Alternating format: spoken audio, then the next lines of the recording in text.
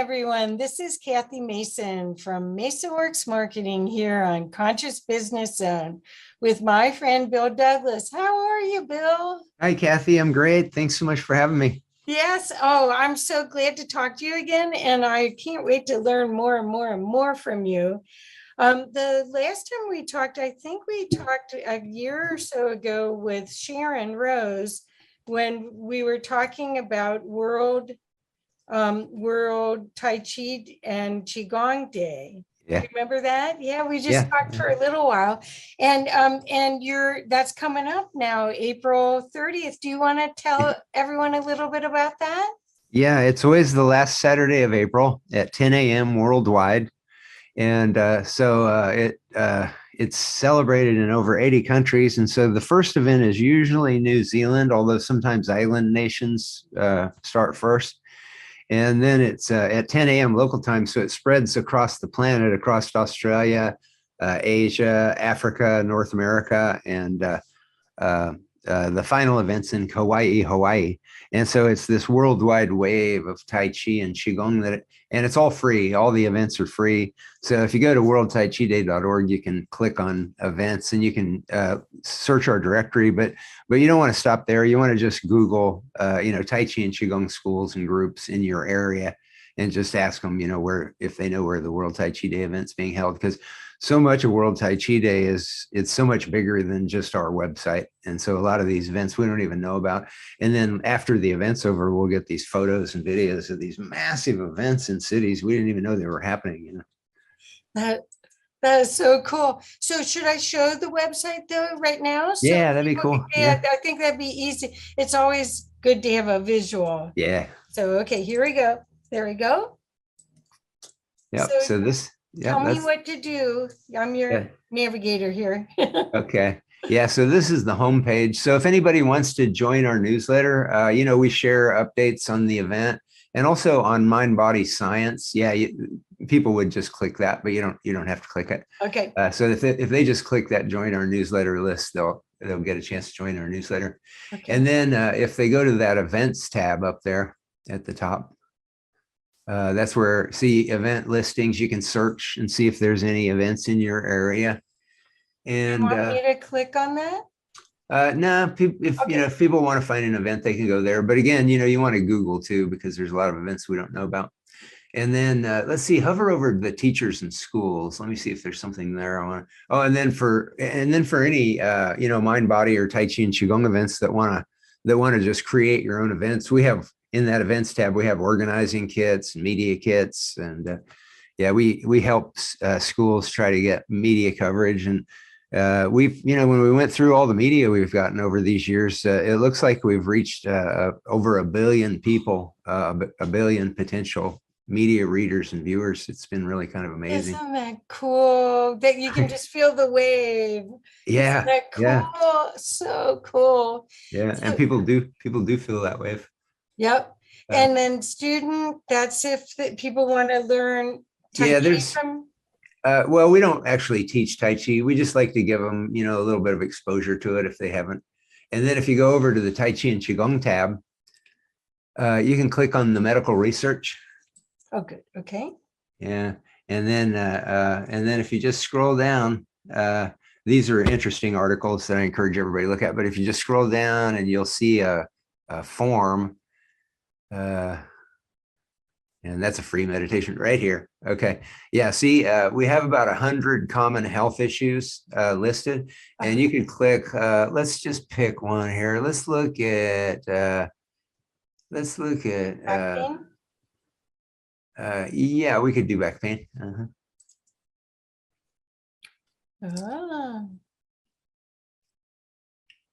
Yeah. And so then we just, we have them listed and we provide the links to the articles if it's an online link. And so we've collected all this data for 20 years so that, people, and then we also have yoga and sometimes meditation research as well. And the Qigong is newer to you, right? When did Qigong get added? It was very quick. Yeah, it went from World Tai Chi Day to World Tai Chi and Qigong Day very quickly, like within the first 2 or 3 years. Oh, okay. And how many years has it been going? I think this will be the 22nd year. Wow, that's so cool. That's so cool. Do we want to go to this education tab and Yeah, talk about yeah, that? yeah. Go ahead and click on public education.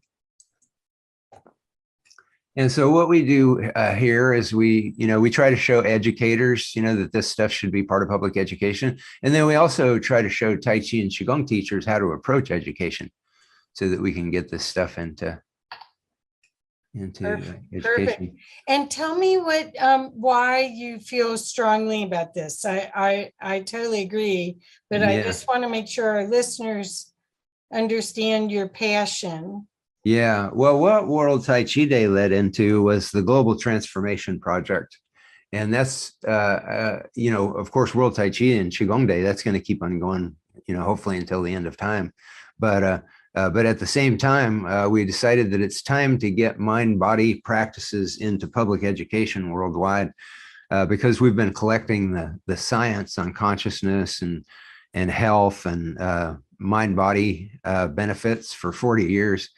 And I was putting it all together for my new book, the new second edition, The Gospel of Science. And, as I was going over all that science, it just became increasingly insane that mind-body education is not already a core part of public education.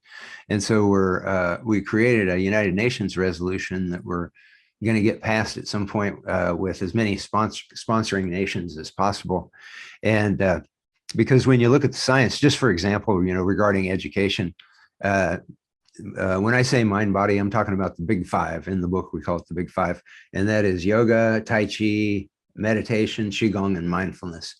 And so what we're proposing is public education have a 1 hour a day mind body course. So it would be kind of a hybrid of physical ed and health science. And it should replace PE courses. And if people don't have, if schools don't have PE courses, they should have this mind body course, because what the science shows is it increases students' IQ. Now, what educator would not want to have students with higher IQs? You know what I'm saying? I mean, it would be insane to say, no, we don't want any of that higher IQ stuff.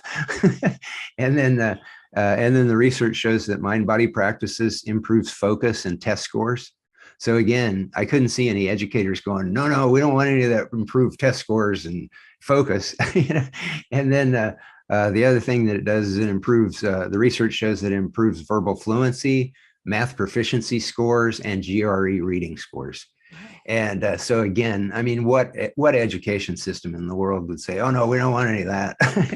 And and it would be relatively inexpensive to create a mind body course.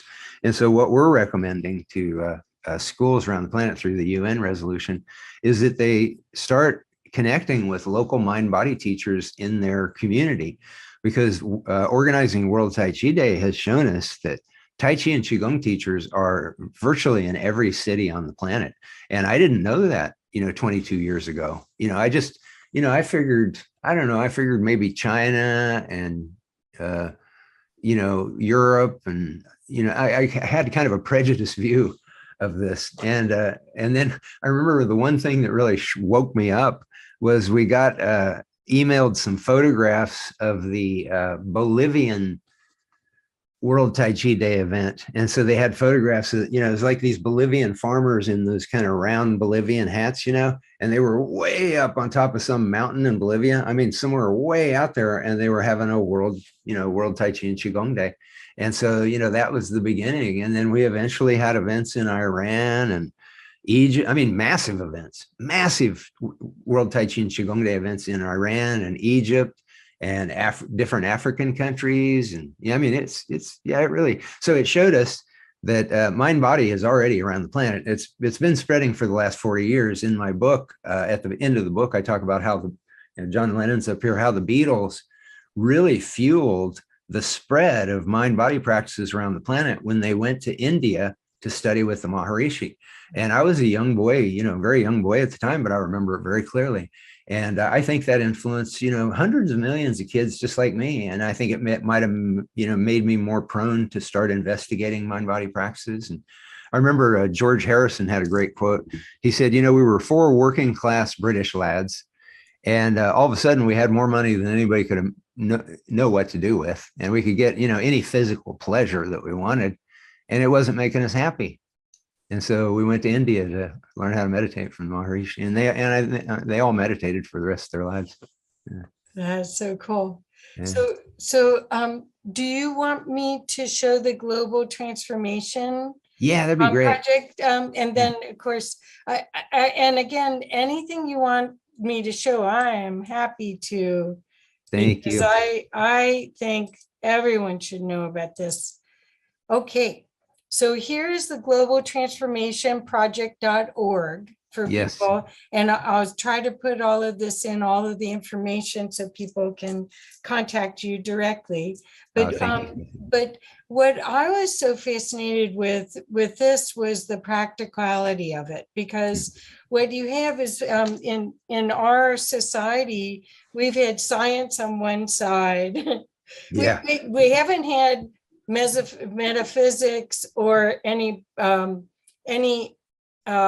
metaphysics or spirituality and science were put into totally different camps. And in my view, they should be, it's not holistic.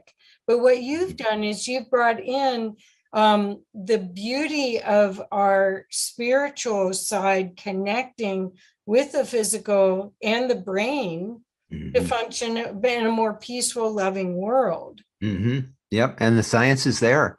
And, and it's not just metaphysics, it's physics. It's physics. What we know now on all the science is in my new second edition of the Gospel of Science. And I have it all meticulously endnoted with live links on a web page so that you can have so that you can see exactly where I got the science from. But it's just overwhelming. I mean, we know that that consciousness can affect physical reality. This is just a known physics. And that's been true, since the 1930s. With the particle wave issue in quantum physics, where if they were looking at particles, they behaved like particles, but if they weren't looking, they behaved like waves. So they knew, back in the 30s, that consciousness affected physical reality. And now, because of the TM Foundation's research, we know that when you get the equivalent of 1% of the population of a city meditating, going into high-level meditation, it brings down the violent crime rates for the whole city. The whole city. And one of the studies in my book, they did it in 48 cities, and they enjoyed those benefits for 5 years after the study. Wow. And so, so what you start to realize,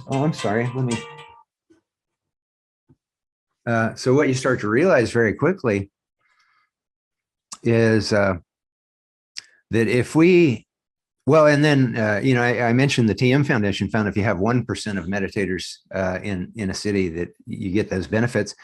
But then the Global Consciousness Project that came out of Princeton, they actually were studying mind-body events like the World Tai Chi Day that we created. And we actually measurably increased the coherence of global consciousness, not just for the people doing Tai Chi and Qigong, but for the whole planet. And I found out about that right before my book went to print. So all that data and the charts and everything are in the book. So what they showed us is that far less than 1% of the planet could have an impact on the whole global consciousness, because when they were looking at World Tai Chi Day, it was 2007, and we weren't, World Tai Chi Day wasn't nearly as big as it is now, and so it was way less than 1% of the population. And they found the same thing for the International Day of Yoga or World Yoga Day. Right, they changed global consciousness too, and the World Peace Meditations Days and things like this. So, so the way that we're approaching the UN resolution is just real straightforward. Better IQs, better test scores, better reading skills, better math skills, because if we just stick to that, it makes any educator who's saying, well, we don't want any of that, just look like like you're crazy. Yeah. But that's so amazing. Well, yeah, okay, but at the same time, as we get this into public schools, around the world, you're talking about introducing hundreds of millions of new meditators into the planet. Right. So these kids would be doing Tai Chi, Qigong, yoga, meditation, mindfulness for an hour every day for 12 years. And this would, the science, the consciousness science shows us this would transform the planet. We would have this kinder. And then the other thing too is when you practice meditative experiences, they've found that the empathy and compassion part of the brain gets larger, and the fear and stress parts of the brain get smaller.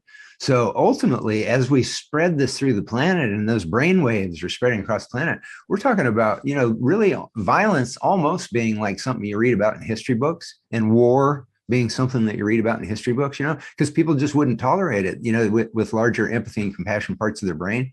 Right. They'd say, no, this dropping a bomb on somebody, that doesn't seem to be a good way to make peace. Well, what I was also impressed when I came to this website was by the participation of these high level people that I wanted to scroll down and have you. Actually, you can go. Go ahead and is there a better tab to be? Yeah, you can click on supporters, scientists, etc. And there. Okay. Yeah, it's basically a replication of what you were looking at. So, sure. So, do you want to talk a little bit, because I want people to realize that, first of all, you were futurist and visionary to put World Tai Chi Day together 22 years ago, because probably at that point you went, this is a great idea. Wonder what will happen if we do this. But now for a fact, and there's science to prove that what you've done has made a ripple effect and has changed global consciousness. So there's this wonderful momentum of all these people that are in align with you that I think is high credibility for what you're doing, Bill. I think so too. Yeah. These, these are cutting edge scientists. So you have Roger Nelson here, and he was the director of the Princeton Engineering and Anomalies Research Lab at Princeton, and he's the founder of the Global Consciousness Project, where they were able to detect shifts in global consciousness and greater coherence in global consciousness. And his book is called Connected. I think the making of a global consciousness or something like that. The emergence of global there it is. Yeah, thank you. Yeah, that's okay. I'm helping. Yeah, okay. and then Dr. Shen Lin here, he's been doing cutting edge research at the University of California at Irvine for many years, and just finding amazing things. If you just do some YouTube searches for Dr. Shen Lin, you'll see ABC News covered him, and he's a very distinguished addition to the list of supporters here. Okay. Yeah, and you'll have to read. We don't want to read this whole thing, but we wanted to give people an idea of and then I'll just finish with this, because you'll see educators and everything down there. But Dr. Roland McCrady, he's the founder of Heart Math, and I think almost everybody knows Heart Math. And so it's quite an extraordinary collection of scientists, education, and healthcare professionals. And really, at first it's kind of hard for people to wrap their heads around this, the idea of a UN resolution to get this into public schools. But when they start looking into it, if they take the time to look into it, they realize what I realized. It's crazy that we haven't already done this. Right. And it just makes such common sense, Well, and there's a Margaret, I think it's a Margaret Mead quote that people said about what a small band of people making a difference. Never think that a small band of people can't make a difference. Indeed, that's the only way it happens. Paraphrasing. Yeah. But that's what you're doing, is you've created this group of people that all have their heart and soul and proof together, that all can help fuel the science, the physics, the metaphysics, the quantum physics, all of it, and make it real. And so you're getting, like Barbara Marx Hubbard had a wheel of 12 sections that she said we were going from this human, I forget what she called this stage, to Homo Universalis. And what you've done is you've picked up a big chunk of the wheel into your group that all can help fortify that happening. That this new human could emerge. Yeah, and the other thing, everybody, anybody who's watching this should remember and realize is that when we talk about this, our group, we're talking about you. Yeah. because basically it's every human being on planet Earth is going to benefit from this, and our kids and our grandkids and our great great grandkids. And because the schools that employ mind body practices into their schools, and there's a lot of public schools that have already done it, so it's all been done. It's just a matter of making it global, and they see bullying rates go down dramatically in their schools. So who among us doesn't want their great great grandkids to not be bullied as much? If anybody wants to raise their hand and say no, I want to have that bullying in school. Oh, do you want me to to click on sign our petition, or would you? Yeah, that'd be great. Okay. Yeah, so everybody can sign our petition. And yeah, and we're basically we're going to give. We want to get tens of thousands of signatories. We're a little over 1,000 now, I think. And but we just released it not that long ago.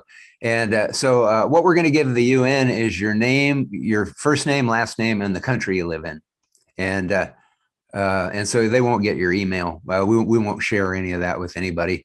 But we want to approach the United Nations missions with the science and the UN resolution that we're drafting. But we also want to have that soul force of tens of thousands of people from different, and the signatories we have are from different countries all over the planet. So. Isn't that cool? Well, I was fascinated while you were talking, watching the video on the World Transformation Project on that top with all the people doing Tai Chi. I mean, it was in so many cool, well, you said 80 different countries, but you see, some people are in t-shirts, not everybody's in full costume doing it. This is just everyday living, a way to work with the human body in a conscious way. Yeah, and it's been kind of beautiful seeing how countries all over the world take this, these beautiful mind body practices, and then they kind of season it with their own culture. Cool. And so it's really gorgeous. So it's like a World Tai Chi Day event in Brazil has a real party atmosphere. Because Brazilians, they love to get together for parties. And so you see the flavor of life, the flavor of humanity, and it's just right. The motto of World Tai Chi Day is one world, one breath. Perfect. So perfect. So everyone, please do yourself a favor. I'll put the links to the websites in the information so that you can participate as well. And please share this with anybody that might be interested or should be interested, because we're living pretty sedentary lives, especially with the way things have gone during the last 2 years. This is an opportunity to really give yourself a workout routine. And that's another thing too. In my book, New Second Edition of Gospel Science, I have the science that shows. Yeah, there we go. And it's the new second edition. But I have in there the science that shows how these mind-body practices really dramatically boost immunity. For example, there was a Tai Chi study at UCLA, and they were looking at their helper T cell counts, and they had a control group and they had a Tai Chi group, and the Tai Chi group had 50% more helper T cells. And if you look into the COVID research, you find that a big indicator of people having really bad outcomes from COVID was because they had low T cell counts. They actually did a study of frontline healthcare workers, and early on, the ones that got it had low helper T cell and CD4 cell counts, and the ones that didn't get it or didn't suffer from it that much, if they did get it, had higher T cells, CD4 cell counts. And on globaltransformationproject.org, we have the links to the research that shows that mind-body practices boost T cell, helper T cell, and CD4 cell counts. So we're talking about massively improving global immunity. Yeah, you know what I mean? So cool.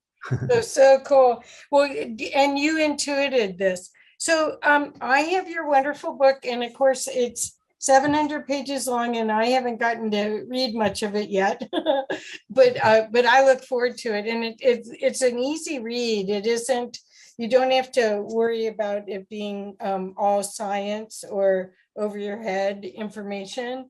But I'm actually an award-winning novelist, and so I'm glad I did that before I wrote this book, because it did help me, kind of share the story of this stuff, instead of just having, just science citations. But I did want people to be able to go to the science, and so it's told like I believe like an entertaining story. Yeah. So it says your subtitle is Mind-Blowing New Science on Ancient Truths to Heal Our Stressed Lives and Planet.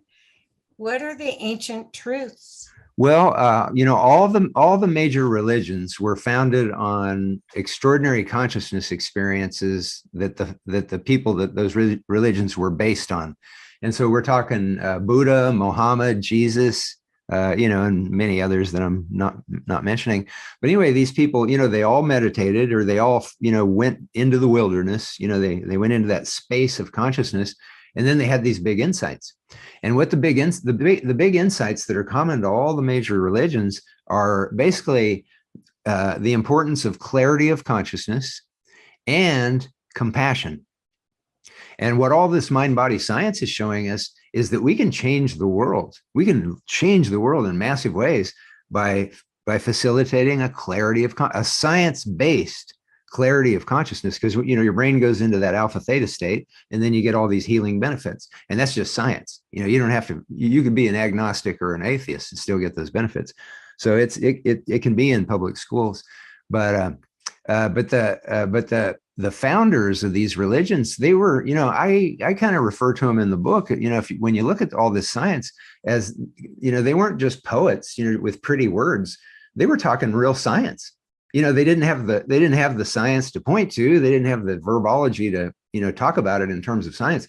But what they were trying to tell us, clarity of consciousness, and be compassionate to other people. And so then you look at this science, and when people go into that alpha theta brainwave state, the empathy and compassion parts of their brain grow, and then they're more powerfully capable of changing the planet in positive ways. So, I mean, this is like this is like a huge spiritual awakening, but for us, it's science. That's how we're approaching it. This is science. Yeah. Right.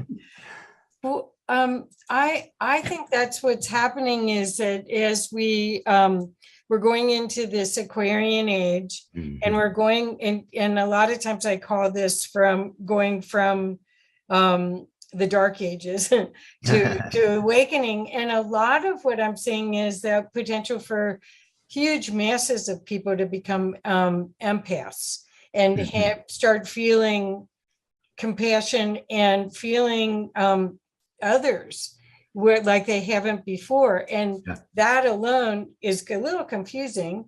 It is. I've been an empath since I was little, Mhm. and seen and known things. And so it's a little confusing for people if the mass of humanity is going to wake up. But what you're doing, and what Tai Chi and Qigong does, is it brings this stuff into your body, because we're here to have a human experience, not to send out and be.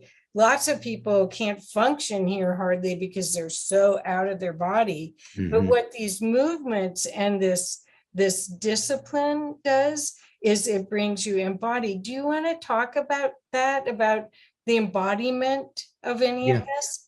Yeah. And that's another aspect of this public school program worldwide would be, Tai Chi and yoga would be a part of it. And those arts can be very grounding, especially Tai Chi, because I've mentioned this when I've done interviews with Tai Chi related organizations, but I don't think it was any accident that out of the big five, it was the Tai Chi people that actually created the world event, because then World Yoga Day came later. You know what I mean? International Day of Yoga and these other events, but it was Tai Chi that grounded it. So when we're going through these Tai Chi forms, we're going into a meditative state. We're breathing, we're feeling, we're letting go of the rat race. We're just enjoying the pleasure of the sensations and the power flowing through us. And so it's not a left brain thing. It's a meditative experience. But at the same time, you're having a very physical experience. And so the way my Tai Chi teacher described it was, she said that Tai Chi is great for grounding ask concepts of higher consciousness. And I found that in my life, I found that very beneficial. When I'm on my own, I do meditation most of the time, but I teach several classes a week. So I'm doing Tai Chi and Qigong and I think that really helps me, to ground these higher states. And, and imagine, if kids all over the planet were doing this, my God. Well, I think they came in way ahead of us, where they're much more aligned to higher consciousness. Yeah. And then the school system sort of takes it out and creates a lot of fear and anxiety. And that's where these physical practices, which is a moving meditation, basically, could really shift and de-stress and change people's breathing patterns. Oh, yeah. And up level their creativity, because I think, I think you agree with this, we need creative solutions. Yes. To get to the next level. Yep. We've been on the wrong path, and we're retooling, turning the boat around. Yeah. And all of these people that you can't get to that creative brain and creative processes in fear. That's right. Yep, that's right. And some of the science that I have in the book is, again, I mentioned earlier that when you practice these mind-body practices, it shrinks the stress and fear part of the brain. It physically shrinks the stress and fear part of the brain. And it physically expands the empathy and compassion parts of the brain. But the other science that I get into in there is that that they can actually measure creative thinking. And when we practice these mind-body practices on a regular basis, we become more proficient at what they call gamma wave consciousness. Okay. And gamma, the most common brainwave states is beta. That's the busy brainwave state that most people are in all the time. And then alpha is the first meditative level. And then you get to kind of alpha theta. That's a deep meditation. And then you would go into delta sleep, deep sleep. Those are the four main. But gamma wave consciousness is the highest vibrating consciousness. And when people practice alpha theta on a regular basis, they start having more gamma wave consciousness. And what gamma wave consciousness does is it integrates all the different parts of our consciousness, all the different parts of the brain, so that they all function together. So when we approach a problem or a challenge, we're more able to kind of breathe and give it space to, do what Einstein called Sitzfleisch, which translates from German into sitting on your ass. But what he meant was, he would give things time to form. He would go into that, that gamma wave consciousness. And we're talking about facilitating more and more Einsteins, and Einstein, Tesla, these people weren't just science. See, that's one of the things that really irritates me is, the popular culture, they celebrate, the fact that, Einstein enabled the atom bomb, or that Tesla did this or that or whatever, but they don't really tell you who these people were. And they were really beautiful people. They really, they had a desire and an interest in the well-being of the whole planet and in humanity and everything.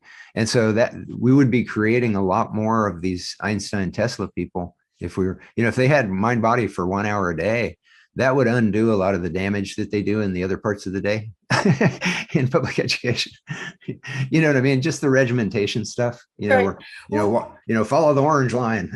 Well, the other thing is that if your parents are not stressed out, then your house, the way you grow up is so different too. So if you had the whole family, it'd be some family activity you could do together. Because I took a meditation class with Kelvin Chin, and Kelvin Chin was at 17, he was working with Maharishi. Oh yeah, he's great. In LA. Yeah. And Kelvin, great. Do you know who Kelvin is? Yeah, yeah, we've. Oh, okay. Well, I took his class, and what was interesting is I've been doing hypnosis, And Mhm. I said, okay, Kelvin, because they're both in this other state and you're feeding your mind. I said, well, what's the difference between my hypnosis and meditation? And he Mhm. said, well, hypnosis does help you. It does work on your subconscious and it does give you access to another part of your mind.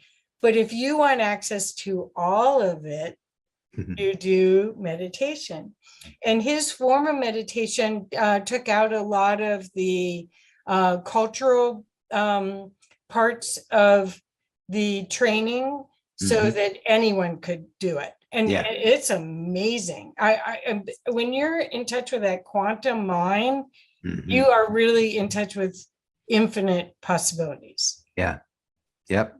Yeah, that's for sure. And yeah, and and I've said for decades, everybody can meditate. I did a class in collaboration with the University of Missouri for students that had developmental disabilities.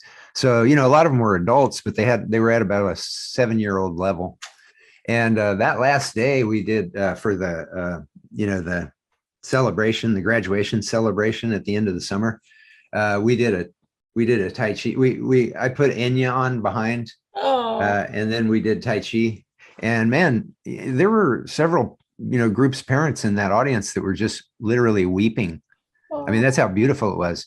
So anybody can meditate. You just have to approach it in a way that they're approachable. You know. And so I would just teach them. I'd teach them to feel how it felt when their shoulders were tight. And their shoulders were tight. And that's when I realized, people that are dealing with developmental disabilities are under a lot of stress. Right. And so I would just teach them, how does that feel when your shoulders are tight? Now, can you, take a breath and let your shoulders relax, And I said, does that feel different? And they would go, yes. And, and my 3 grandchildren, they're very open, extremely open to meditative practices and stuff. It's like, this is not a hard sell with kids. It's just that you just got to make it available to them, and you got to approach it in an age appropriate way. And so we advocate that with the Global Transformation Project. So, your book is amazing, and this is the second edition. Mm-hmm. What is the difference between the first and the second edition? A lot more really mind-blowing science, and told in a way where you're gonna feel like a transformed planet is just right on the tip of our fingertips. As you read this, it's very exciting. A lot of times, like I said, I wasn't into science when I was a kid, but then when I started finding out, whoa, we're made of energy, and then our consciousness, goes out beyond our minds, and scientists are figuring all this out. Then it starts to get real interesting. And then we start to realize that, if we taught kids how to do this all over the planet, it'd be really easy to do. It wouldn't cost a fortune. We would literally transform the planet, and so it's told in this new science really adds a lot of weight to this, this transformative possibility on the planet. And so it's very exciting reading this new science. It's not going to bore you. Yeah. Well, I didn't think it would bore me. I guess I always wonder when people do a second edition, or was the last one this big too, or? It was almost that big. It Oh was my almost that gosh. big. So I ended up rewriting a lot of it. So it's like a whole new book. If you read the first one, you got to read this one. It's a whole new book. But yeah, the science is just coming so fast, and Yes. so yeah. So Yes.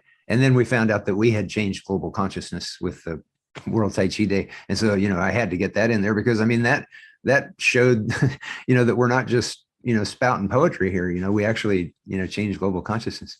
So there is a thing in quantum physics that they talk about, the observer effect.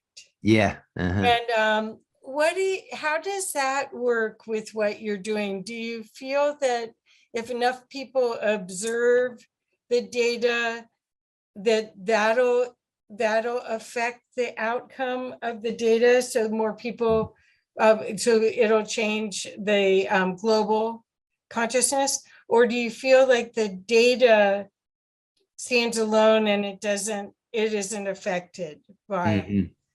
Well, I think okay, what the data did for me, because I'm not constantly in a state of nirvanic bliss or anything. I got, the pandemic, it kicked, Tai Chi and Qigong teachers, probably yoga teachers, meditation teachers. It kicked us right in the face. Right. I mean, all of a sudden we had no business that we had built. It wasn't just us. It was small restaurants. It was, half a billion small businesses went out of business during the lockdowns. And so it was very tumultuous. And I did what a lot of people did. I ended up, I didn't have any classes, I was stuck at home. I ended up just sitting there watching the news, all day long. And it just got to the point where it fried me, because, I just realized the news was it's just always, and it wasn't just during the pandemic. I realized my whole life, it's just always been this, there's a new Armageddon coming, every week. And, and it's just so divisive. It's always dividing people, into different camps, And so I just got to a point where I just had to walk away from all that. And I just turned off the news and stopped reading those articles on the internet. And I just looked for stuff that was more nurturing, like you're programming like you do. And, but then trying to spend as much time as I could, meditating and doing all this stuff. And so then that's when I started, because I had been working on the second edition of the book before the pandemic. But then when I just got sick of the, constant stress of the media and I walked away from all that, then I dove back into this second edition and reading and rereading, all this amazing science about what it does to my brain and what it does to my heart and what it does to the people around me and the society around me. That got me to do a lot more mind body stuff, because then oh yeah, this is productive. This isn't a waste of time, to go out and spend 20 minutes meditating or whatever. And so that's what I hope it'll do for other people, that it will, there's kind of two tracks on it. One is that I want it to inspire them to start practicing mind body, but I also want them to see just how close we are to a really transformed planet. And we're so close, because the media just gives people fear and dread for the future. And what the science shows, I talk about this early on in the book, they did a very, long-term study, like decades of thousands of people. And what they found was that one of the biggest indicators of their future health was whether they had a positive, hopeful vision of the future. And if they did, then they were more likely to have, a healthful future. And so I realized, my God, what is the media doing to our future? You know what I mean? This constant stress, this constant fear, this constant division, it's like it's always the end of the world every day. And I get into it in the book. They do that because that when they get you all stressed out, you're more likely to watch. We get addicted to the stress chemicals. And I was right there. So I'm not this guy on a mountaintop. I'm just like everybody else. But this book helped me out of that, just reading that science and then throwing myself back into mind body practice. And then, just seeing this incredibly hopeful future of the planet is such a powerful thing to change. And so that's one of the big reasons I want to get this book out there too. And that's why I called it the Gospel of Science, because the root of gospel, the Greek root of gospel, is good news, the good news of science. So again, you guys, it's absolutely beautifully done. And it's 700 pages. So, but not boring, not too hard to read. I'm really looking forward to reading it. Thank you so much. And the science, the science and the story and the vision part, that's probably about 500 pages, I think. And then the last couple hundred pages is a workbook. I put a workbook in there so that people would, they could get exposed to just basic meditation processes. But I encourage them to go out and find classes. Don't just rely on that workbook in the back. Well, what I want to say is that I mean, people probably think I'm Pollyanna, but I've always been an optimist in seeing that we're here for a reason, that there is a hopeful, happy future. I mean, even the indigenous that warned of these times in these prophecies talk about after this time. So we're in this turning point, and we can make conscious choices and be empowered to create the world we want and be a part of the solution. And we have to clear our own stuff. That's what meditation's about, because our global consciousness is creating this together. So the more of us that clear our shadow work or get clear with our own misperceptions of reality, And that's what science is starting to really show, so much of the power of the brain. You've got Bruce Lipton, you've got Joe Dispenza, you've got Greg Braden. They're all giving a different version of the power of our mind. John Azaroff, I could keep going. There's so many of them. And what you've done is you've shown that the ancients knew that.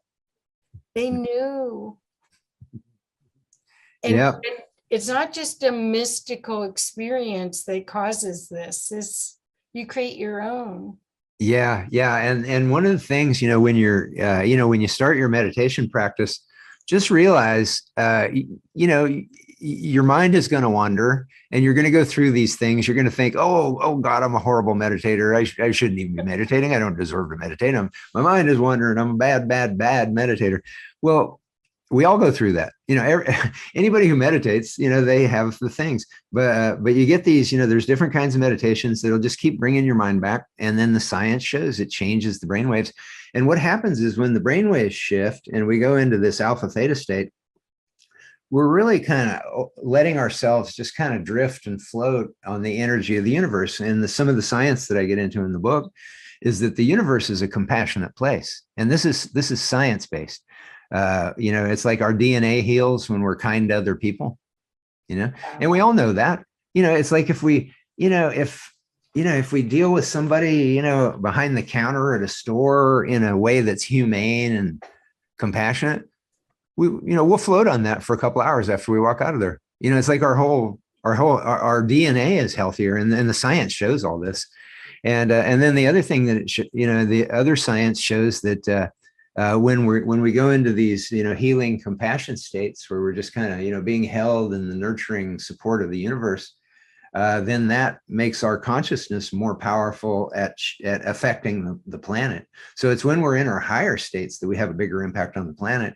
And so when you feel those frustrations with meditating and stuff like that, just know it's all part of the game. Just let it be this game that you play, and that that you're being a healing force in the planet. When we're doing it, and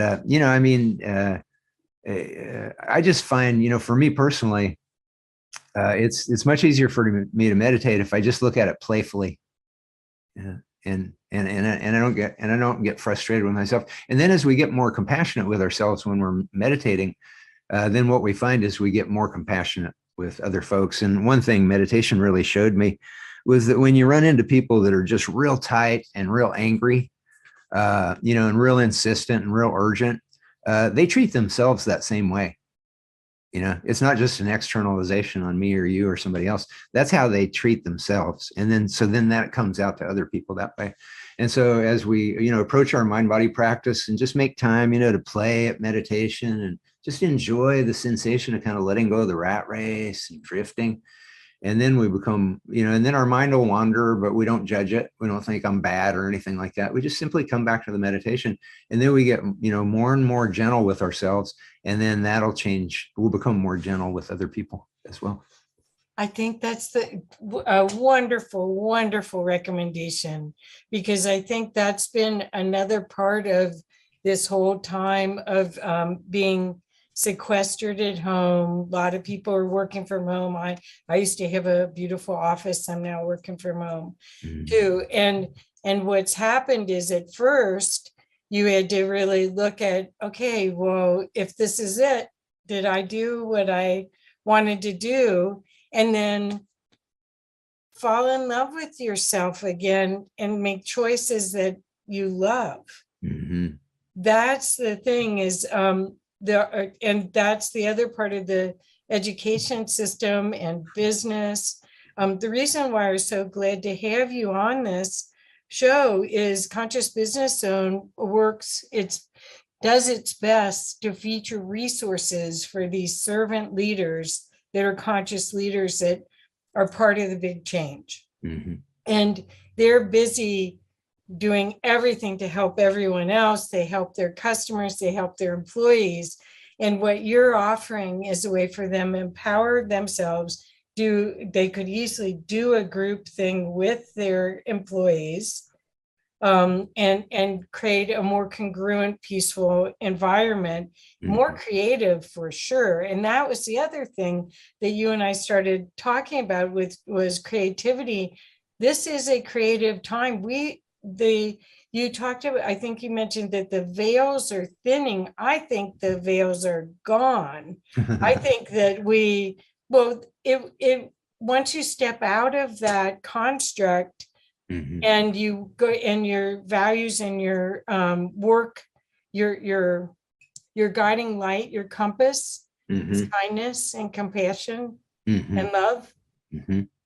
It's a whole different world. Yep.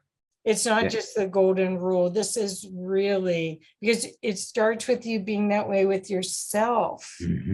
It's all an inner game. So what you're offering with this information for people that are leaders, and they know, they've seen the Joe Dispenza work, they've seen some of the other work, but they really don't see how to apply it. Here is a roadmap, and you can see 80 countries participated in World Tai Chi and Qigong Day. There are just thousands and thousands. I don't know what the number of people are in the world that know how to use this technology that you should know too. Yeah, hundreds of millions. Yeah, and wow. Yeah, and I mean, the book has all kinds of information in there that's utilitarian, to help people do implement programs and just for their own peace of mind. But one of the biggest things, again, that's the reason I called it the gospel of science. I just saw very clearly that this dismal picture of the future that mass media and popular culture keeps putting forth is very detrimental to our future. And so that was one of the biggest things I wanted to do with this book. I wanted to give them a science-based read that's based on real solid reality. That is not what the future has to be. I mean, it could be so different. And I just think waking up to that, you talk about the veils falling. I think that's the biggest veil, that we're dealing with right now, because, because all of us talk to people who are just embedded in the news. That's all they do is watch the news, and they think the world is going to end tomorrow. I mean, that's just how they think, and it's not based on any reality at all. It's based on the opposite of reality. And so that was one of the things that I wanted to accomplish with this gospel of science, is to just completely rewire our vision of the future. And if we can do that, then everything else will fall in place, That's so wonderful. Thank you. Thank you. I think we are so much more powerful than we know.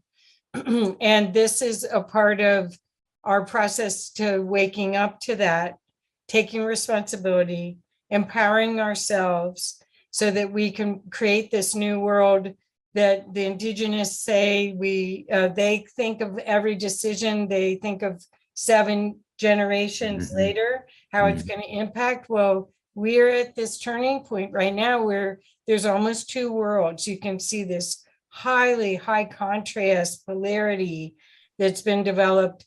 And maybe I'm on the Pollyanna optimist side, but that's what I want to create. That's what I'm going to use my superpowers for. You're on the science-based side, just to clarify. well, I didn't. I guess I knew a little bit about the science, but I don't need the science to know that's what. Yeah, Jesus and Buddha and Muhammad and all those guys didn't need it either. But it sure is good to have it. It sure is good to be able to point to it and say, no, wait a minute, no, this is true. Yeah, this is real. Right. For the people that don't have that higher vision, you know what I mean?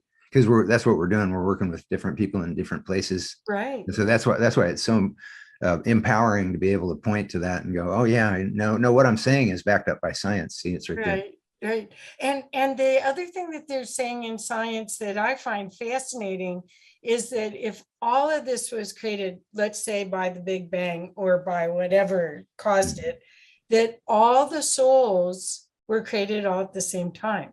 Now, they may not be on the same planet at the same time, or they may not have stayed on one planet, but if that means that everyone here is a piece of God or a piece of the divine.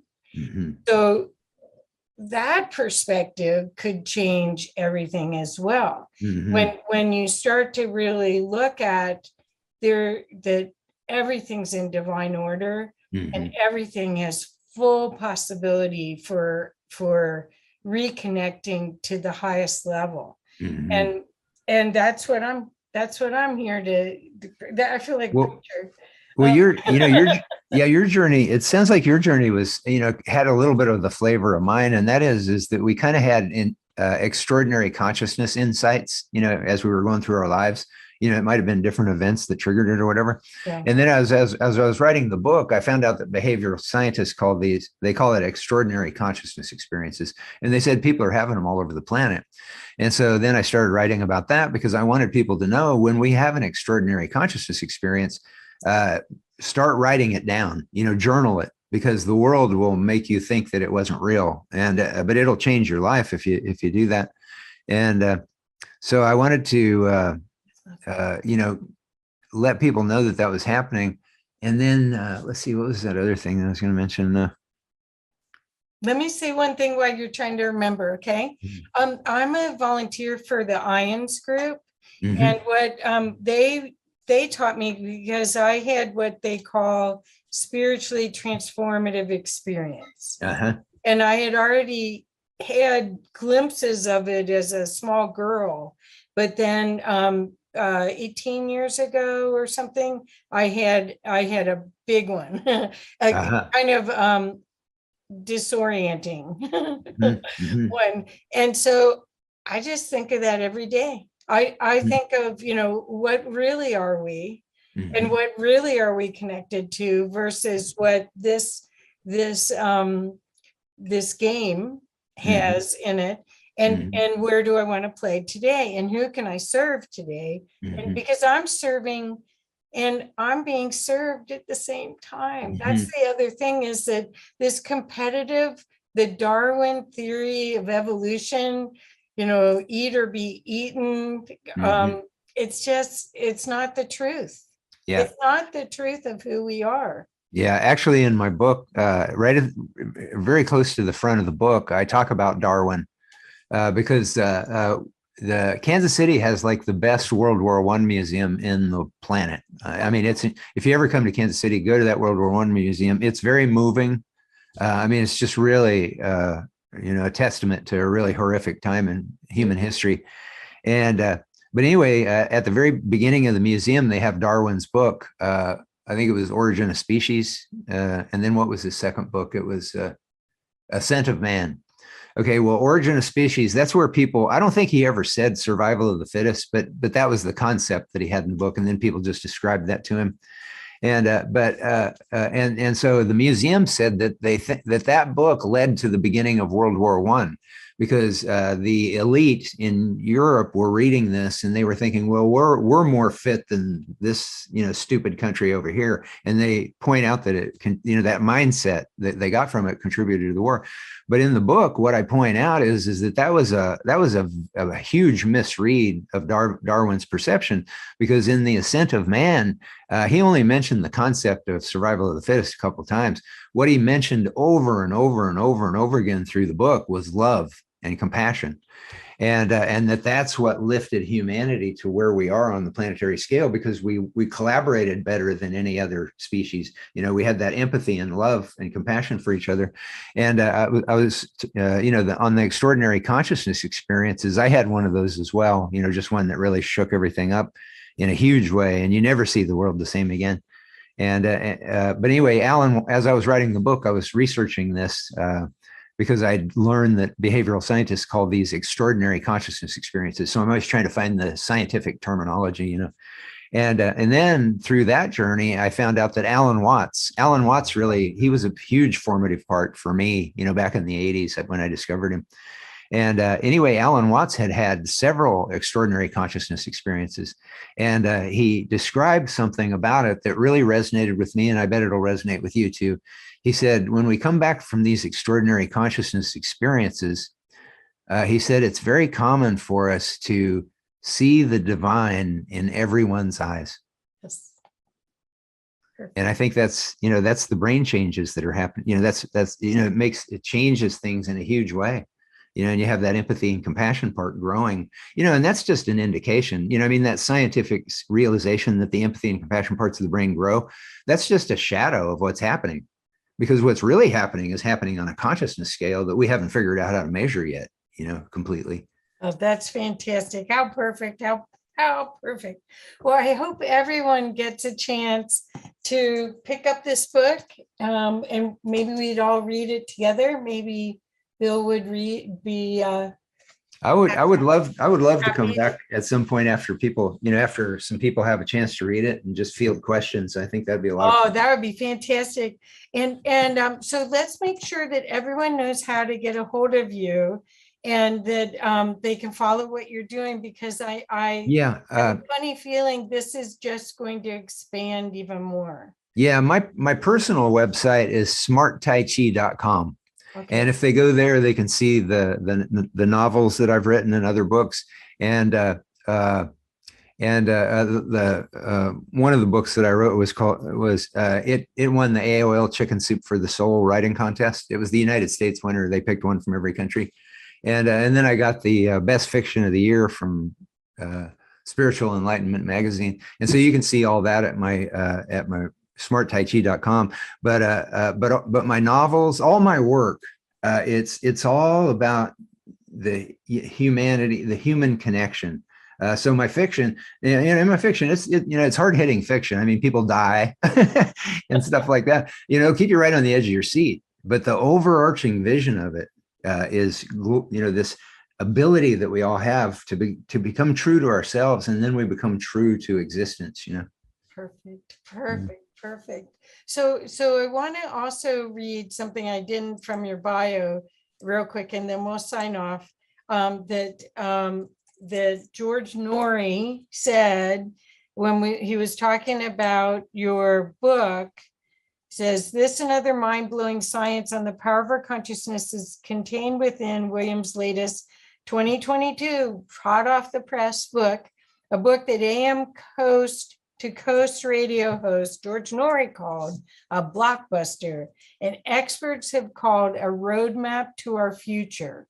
The new second edition, The Gospel of Science, mind-blowing new science on ancient truths to heal our stress, lives, and planet. Thank you so much, William. Thank you, Kathy. So I can't call you William, sounds so formal, but anyway, yeah. So again, everyone, I'll have all the links that I have available in the comments, and please do yourself a favor, check it out, get your friends to check it out, share it around.